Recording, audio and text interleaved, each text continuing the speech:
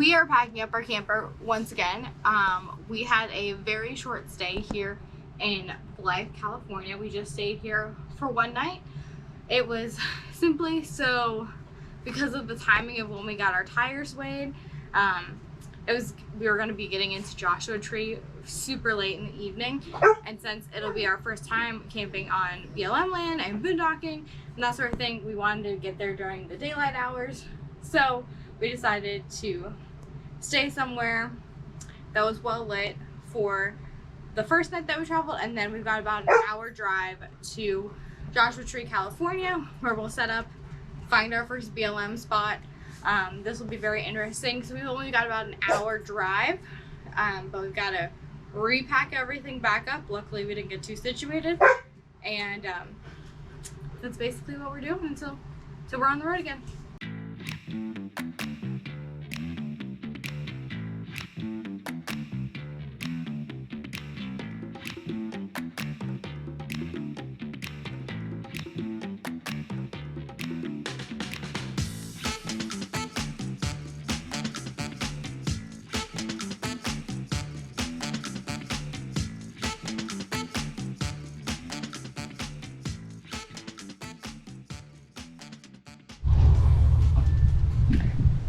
Austin, while you're getting us packed up to leave, can you tell me a little bit about what you did?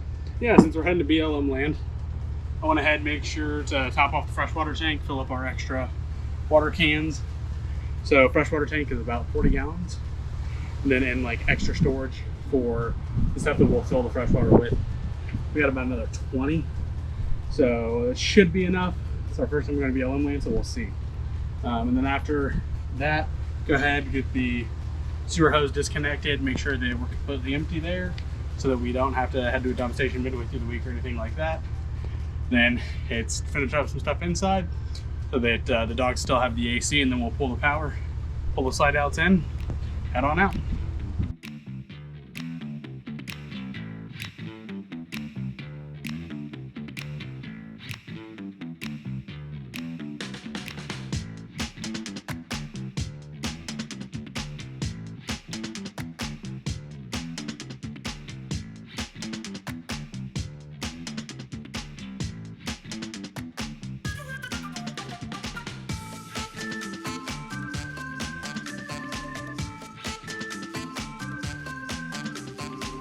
We're gonna keep it moving this afternoon. Yeah, new place.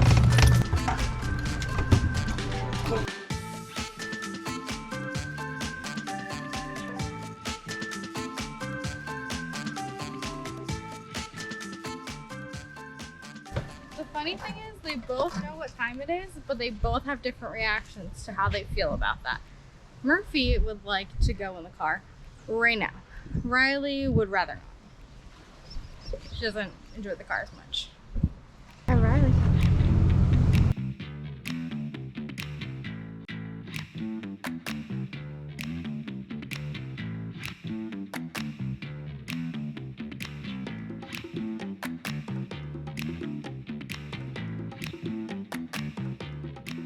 So we are on our way from Blythe, California, where we stopped last night, to our site just north of Joshua Tree. And our planning is a little tighter than I wanted to fuel wise. So to the next gas station, we are currently 35 miles away. Currently, the truck reports that we have about a range of about 33 miles. So I don't know if you guys are great at math, but that means that we are going to fall up 2 miles short. This is why you always carry a fuel can when you're traveling full time. We have 2 in the bag for a total of 10 gallons, which for us gives us a range of about 80 to 100 miles, depending on wind direction, stuff like that, when we're towing. And it's quite a bit farther than that, closer to 120, 150 when we're not towing. So always carry a gas can. That is my tip of the day. The trailer brakes just suddenly disconnected. The truck gave me a warning about it, which I appreciate, because there's no way I could have possibly noticed this. The underlining of the camper apparently came off. We had issues with this one a couple weeks ago, and I fixed it. I put new bolts and washers into it to hold this in place. So I don't know why it ripped all of a sudden, but here we are. And then we'll show you here in just a second what the underside looks like. So I'm gonna have to crawl under here. So I'm gonna chalk it up, make sure it doesn't roll and kill me. And then we will get under there and get everything zip tied so that we can limp it to the campsite.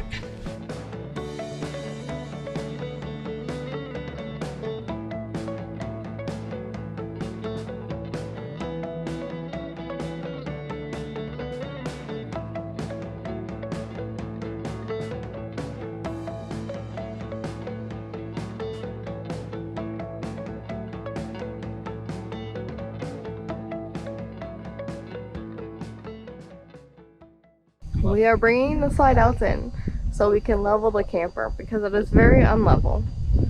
Austin can attest to that because apparently I slept on his... Everybody kept rolling onto me in the bed last night because my spot was on the low side. I slept great. I slept okay still, but I just had like Riley and Tara like basically on top of me. Initially we were going to just level where we were at, but we decided that we were a little too close to the main road and we wanted to go a little farther back into the dried lake. So that's exactly what we did. We pulled the slide outs in, rehooked up everything except for the weight distribution hitch, and moved to our new spot for the week.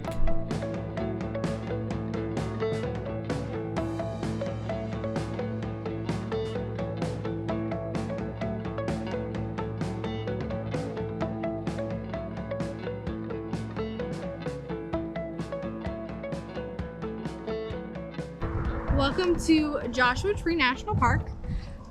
This afternoon we are taking kind of just a leisurely stroll, but we'll call it our first hike at Joshua Tree. We are on the Oasis of Mara Discovery Trail. It's a well-paved trail, and today we're kind of just testing out some of our equipment that we got. So we've gotten the dogs new adventure harnesses, we've gotten myself a new camera backpack, and I've got a Peak design clip on it so that I can carry my camera up close and a little bit easier. That way I can get it out faster and take pictures. So we're kind of just testing all of our stuff out that we got. This is a perfect little afternoon walk for that. It looks a little ridiculous, the amount of gear we're wearing, but totally good. As I'm wearing absolutely nothing. Be sure to test out your gear though. You don't want to be out on a big trail and realize, hey, this camera's slipping out of the cage, or my backpack is hanging out in a weird way. So test out your gear, make sure it works, and short trails are perfect for that.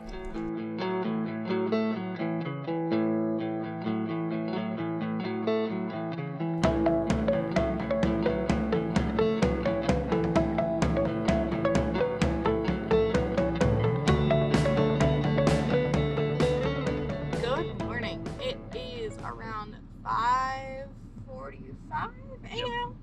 and we are headed out this morning. We're gonna go hike some different trails at Joshua Tree National Park. We are starting with the Arch Rock Trail. Yes, I think so. So yeah, we're going really early in the morning. That way it's nice and cool, and it stays cool in our camper for our dogs.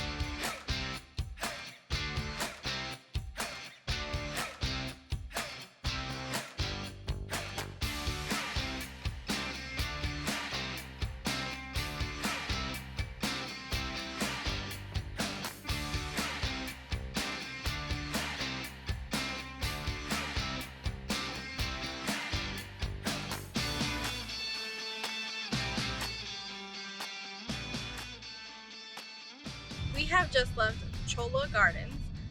It was a beautiful garden, little trail that kind of gave us a view of the beautiful cacti that are out. If I had to guess. It was probably called a Cholla cactus if we had to guess. So that is trail 2 of the day done out of trails, five different trails that we're going to be going on.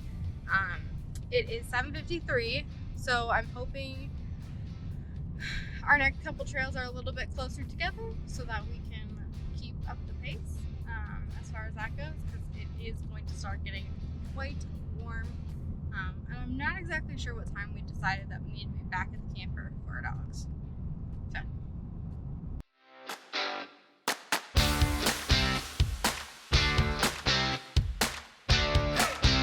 We are in Joshua Tree National Park at the Jumbo Rock / Skull Rock Trail, and it's honestly pretty cool. You're able to get on top of some of the boulders and really kind of get a great view of the surrounding area because you're up higher than everything else. So definitely Tara's getting some great photography and videography of this area. Hopefully we can find an area just outside the park to get some drone footage. We'll see if that happens or not. Yeah, but it's a beautiful area and it's a beautiful day. Definitely come early in the morning now. It gets busy.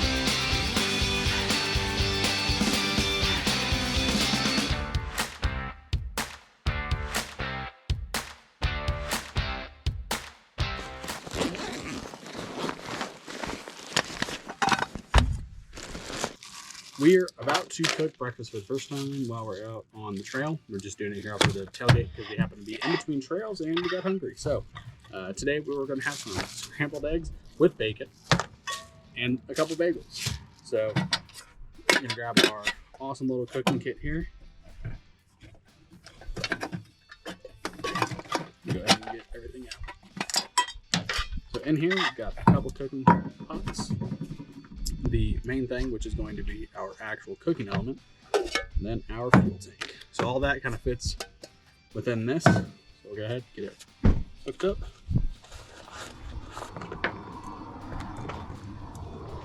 Each of these little arms kind of folds out to hold the pot as we cook. This is the actual arm to turn on and off the fuel. And there you go. That's all it is. And then pop the fuel cap off, set that aside, and then just get it threaded on.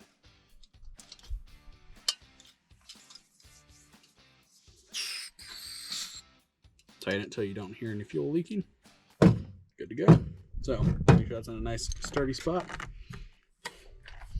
Fold out one of our pans here. Get to cooking. Bought.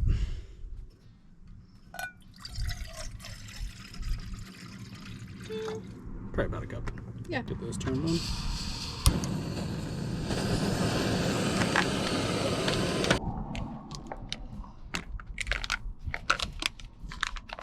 All right, we'll go ahead, get breakfast served up here.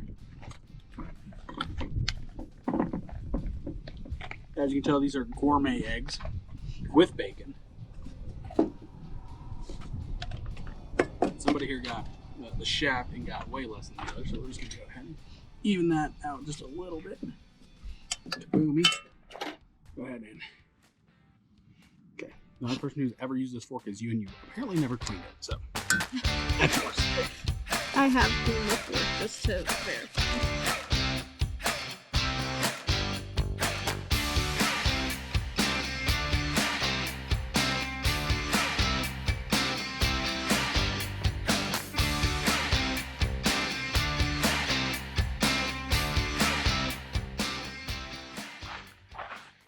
Right now, we are on the Cactus Rock Trail.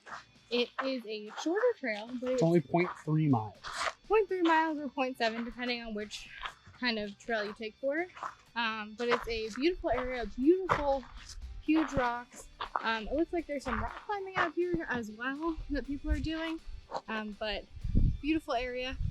Definitely, if you've got a couple of extra minutes or wanting to push you an extra hike, this is definitely one to add to. Yeah, it's very short.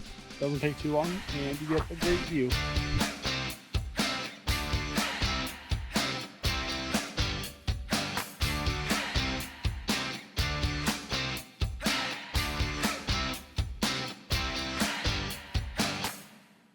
The next trail we found ourselves on was the Barker Dam Trail, also known as the Bighorn Dam Trail.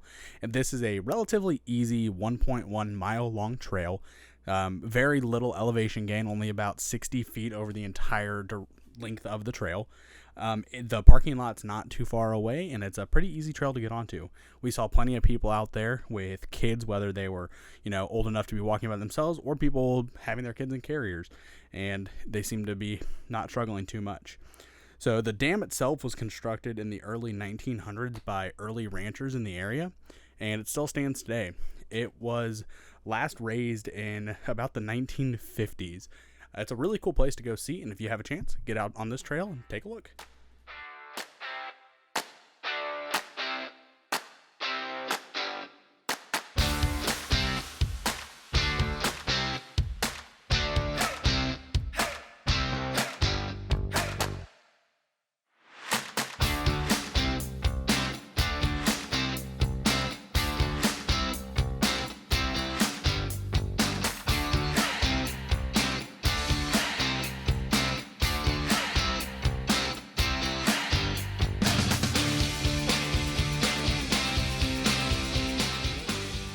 After a busy morning of hiking and exploring, we went to Yucatan Eatery. We ordered our food over the phone, picked it up to go so that we could be with the doggos. I got a veggie wrap. Looks really good. And then it also comes with sweet potatoes. And then Austin got a avocado sandwich. Chicken avocado sandwich. This week, we do not have a campground review because we have been staying on BLM land this week. Yep, so we've been staying at the North BLM Joshua Tree site is the best name we found for it. It appears to have a couple of different names if you Google search it. It is just outside of Joshua Tree, the town, and it's probably about 30 minutes away from an entrance in either direction. Yes, it is a dried up lake bed area. We originally got here late at night, which we were trying not to do, but we did. And our first spot we didn't really like because it was kind of right off the main area. So we ended up moving the next morning to an area that was more secluded. We are much further back into the BLM land, but we prefer it. It's much quieter in this area. It has gotten quite busy on the weekends. Yeah, it appears that there is some sort of firearms competition happening just a little bit to the north of us. Don't know exactly what it is, but we've been hearing gunfire for the last 2 days. Yes, and we've seen some people do like some motocross stuff out here, some like dune buggy kind of thing. Four-wheeler type stuff too. Four-wheeler, so do be prepared for that.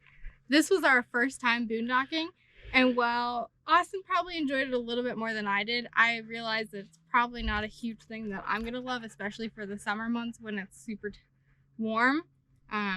Yeah, this week it was getting into the upper 70s, the low 80s, but the inside of the camper, even with it being white, was still getting up to about 82, 83 with windows open and fans running. We tried not to run the AC continuously because that puts a lot of strain on the generator, but there was a couple of days where it was hot enough that we needed to do that. Yes, and one thing that we'd like to talk about is because we have a generator, camping on BLM land actually isn't free. The camping portion of being on wherever area you want to be is free, but for us, we spent anywhere from $15 to $30 a day just on gasoline to run our generator. Yeah, gas is expensive. We are in California where it's even more expensive. We were paying about $5.50 for a gallon of premium, which is the only thing you should be putting into your generators. And unfortunately, that works out to about the price of a campground right now. Yes, that would be $30 is like a pretty cheaper campground around here. From what we've noticed, they're about $45 to $50 plus for campgrounds in the California areas. So, but then at that point we would have had hopefully a water hookup and possibly even a sewer hookup. Yeah, it would have been a little more convenient. I will say this week we've been able to let the dogs off leash, run around a little bit. We still keep their e-collars on to make sure they don't get too far and that, they're not getting in anybody else's way. But they like that because they're able to come out here, play fetch, and they aren't, you know, tethered to a 6-foot leash. So that's nice, but the heat was definitely one of the bigger problems, and that meant that we can't leave the generator running while we're gone. So that means that if we leave, we can only leave for a short period of time before it gets too hot for the dogs. One last thing to talk about, especially for boondocking, is if you are a remote worker and you maybe have a different schedule than your significant other, slightly, you know, I prefer to work in the mornings. Austin prefers to work late in the evenings. That's not really possible on boondocking land, especially with a generator. We tried to kind of stick to a schedule of 8 a.m. to 8 p.m. of running the generator. But, you know, if we had been on full hookups or had electric hookups, I know Austin would have worked late into the evenings, much past 12 p.m. And I probably would have started working on some things probably at 6:30, 7 o'clock. So that's just something to consider as you're boondocking, whether or not it's going to be worth it for you in that sense. Yeah, so doing this for a weekend, 3-day weekend or something like that, I definitely think that we'll end up doing that again. But for a whole week, we'll have to see. If it's in a really good spot, we can't find any campgrounds, definitely something to do. For a week, it's not that bad, but for us, with the size of our tanks, I don't think we could go much longer than a week without having to pick up an extra disposal tank and really having to figure out some of the logistical challenges. All right. And now we're on to more California destinations. If y'all like our content, make sure to hit the subscribe button. If you want to be notified each time a new video comes out, hit the little bell icon next to it, and that'll let you know anytime we make a post. You can also follow us at 2 Techie Travelers on Instagram, Facebook, TikTok, and Twitter. Thanks, guys.